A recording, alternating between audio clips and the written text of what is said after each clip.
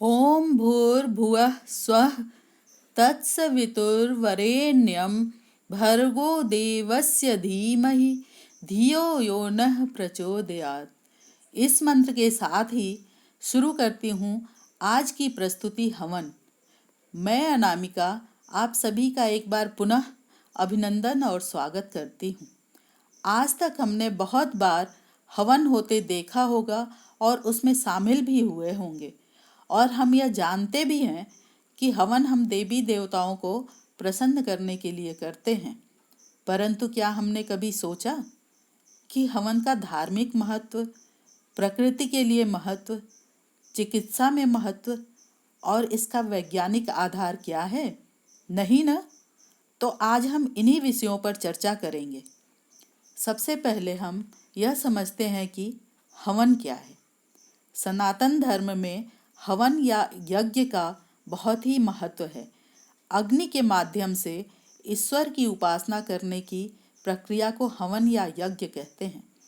हवन हमारे जीवन में पॉजिटिव एनर्जी लाता है। हवन यज्ञ के बिना कोई भी पूजा, मंत्र, जप पूर्ण नहीं हो सकता।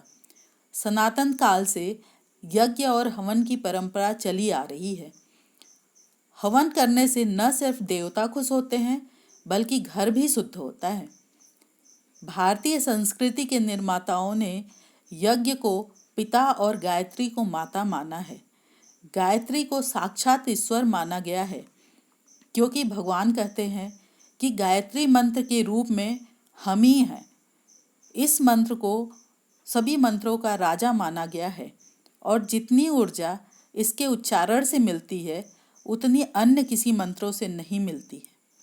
अब बात करेंगे हवन में उपयोग होने वाली सामग्री की। तो हवन में तिल, जौ, सफ़ेद चंदन का चूरा, अगर, गुग्गल, जायफल, दालचीनी, तासील पत्र, पानड़ी, लौंग, बड़ी इलायची, नारियल का गोला, छुहारे, नागरमौथा, इंद्रजौ, कपूर, कचरी, आंवला, गिलोय और ब्राह्मी आदि सामग्री का प्रयोग होता है। ये तो हुई सामग्री की बात। अब बात करेंगे हवन की समिधा। समिधा मतलब हवन में जलाने वाली लकड़ी की। अगर लकड़ी की बात करें तो आम की लकड़ी सर्वमान्य है, परंतु अन्य समिधाएं भी अलग अलग कार्यों के लिए प्रयुक्त होती हैं।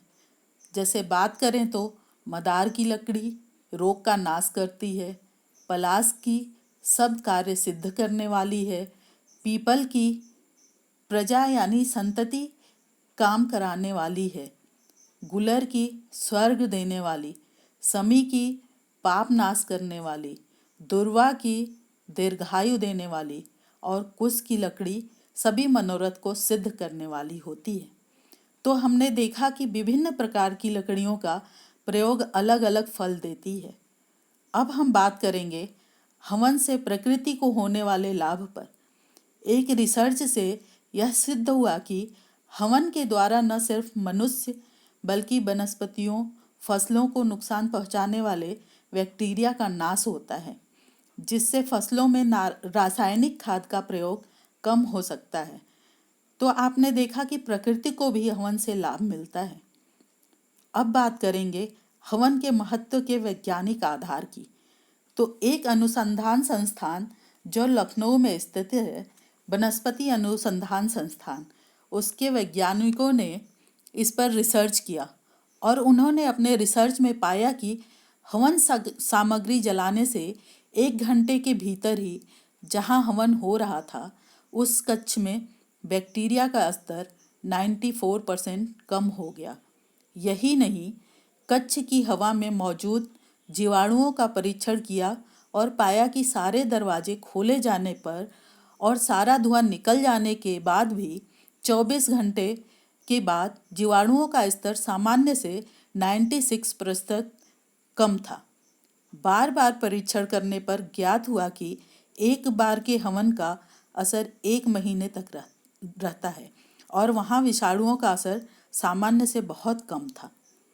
अब आगे हम देखेंगे कि हवन से सिर्फ धार्मिक ही नहीं, चिकित्सकीय महत्व भी होता है। नियमित हवन करने वाले लोग कई प्रकार की बीमारियों से बचे रहते हैं। एक हवन से एक परिवार के साथ साथ आसपास के लोगों को भी लाभ होता है। हवन का धुआं मस्तिष्क, फेफड़ों और स्वास्थ्य संबंधी समस्याओं को दूर करता है। इसके अलावा हवन का धुआं टाइफाइड जैसे रोगों को भी खत्म करने की क्षमता रखता है। भोपाल गैस कांड को कौन नहीं जानता है। इसमें जब पता चला कि 2 ही परिवार बचे थे तो बहुत ही जांच और रिसर्च किया गया। तब पता चला कि उस वक्त वो परिवार अग्निहोत्रा यज्ञ कर रहे थे, जिससे उन पर उस विषैली गैस का प्रभाव नहीं पड़ा। ये उस समय के समाचार पत्र में भी छपा था। अतः मैं यही कहना चाहूँगी कि सनातन एक धर्म ही नहीं, एक चिकित्सक की तरह हमारे जीवन की परेशानियों से हमें बचाता है। ये हमारा सौभाग्य है कि हम इस महान धर्म की छत्र छाया में हैं। हमें इसका पूरा सम्मान करना है। जय सनातन, जय भारत।